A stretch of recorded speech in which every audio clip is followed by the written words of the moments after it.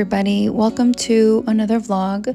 My name is Raina. I'm a registered nurse, homeschool mom of 2, and a Tennessee real estate agent. This vlog is going to be a little bit of a remix because although my channel is typically about what I eat on a meat-based diet, a lot of you have asked me to share more about how we homeschool because you're either homeschooling yourself or you want to homeschool in the future. A couple of quick disclaimers. The first one is that I am by no means a homeschooling expert. In fact, this was our first year homeschooling. My oldest is 4.5, so technically he would be considered preschool.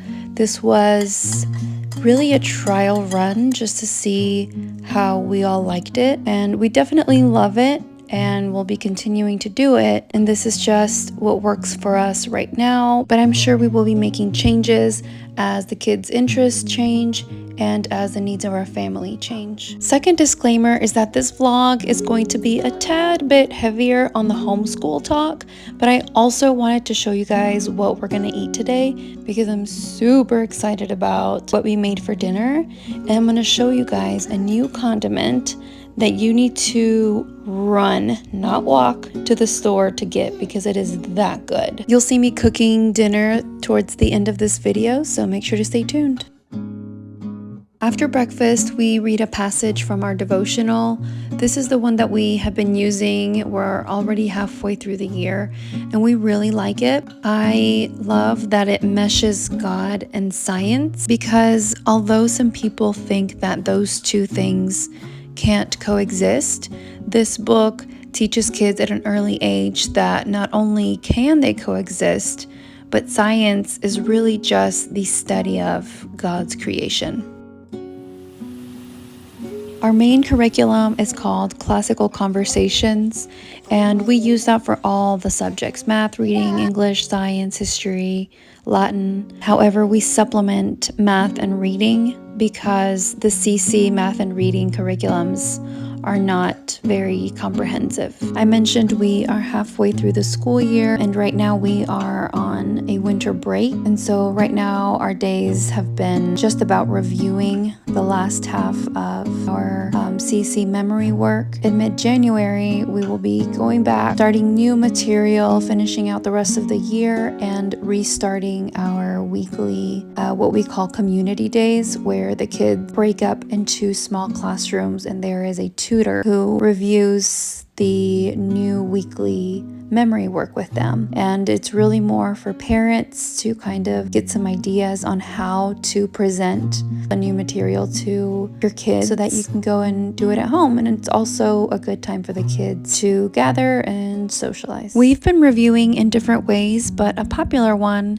is where I just play the CC songs on the TV while they play, and that gives me some time to get ready for the day and to wash dishes, etc. Here's Tiago reviewing his history timeline song.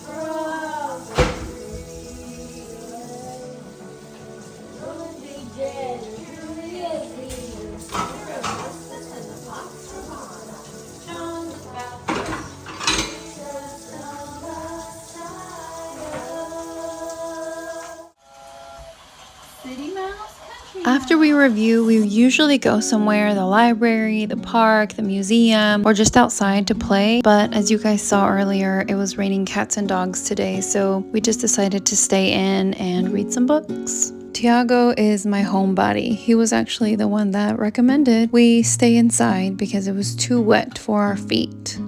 And I never complain about that when he wants to stay home because I think he gets that from me. This is the book I've been using to teach Tiago to read, and he loves it. And in the clipboard, that is The Good and the Beautiful kindergarten math curriculum. I tested Tiago into that kindergarten math, and I just thought we'll do a few lessons to see how he does, how he likes it, if it doesn't go over his head. And to my surprise, it didn't. He loves it. We're on lesson 29, so not even halfway there. I'm sure it'll take us a while to get through the kindergarten math, but we are in no rush. That's kind of the beauty of homeschool, is that you take it at their pace. If we need to redo a lesson or a few lessons, then we do. And we have actually. If there was one lesson that he enjoyed a lot, or maybe he struggled with it, and I feel like we need to take a break, but definitely revisit it, then we do. And we do the same with reading. We have that freedom to be able to go back and relish in some of his interests, and also, skip some of the parts that he's not super interested right now or is just having trouble with, and come back to them later. I am a log. I can not run. I can not sit on ant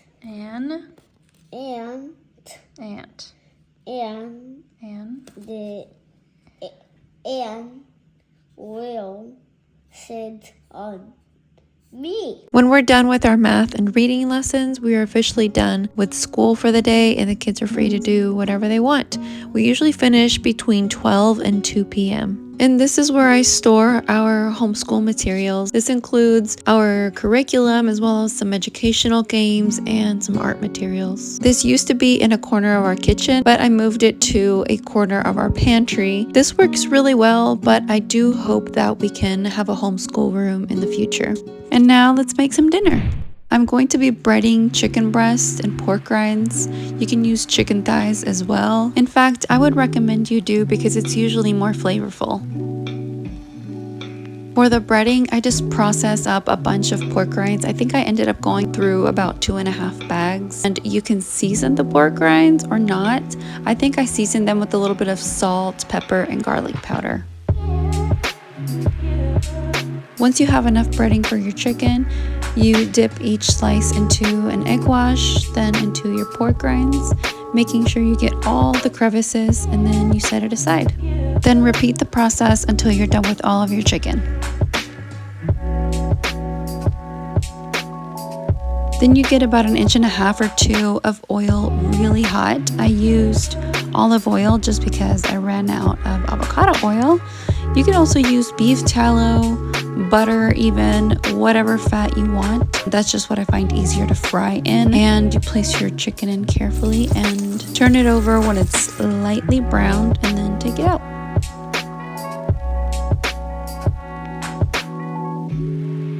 Repeat that process until you end up with a big old plate of breaded chicken.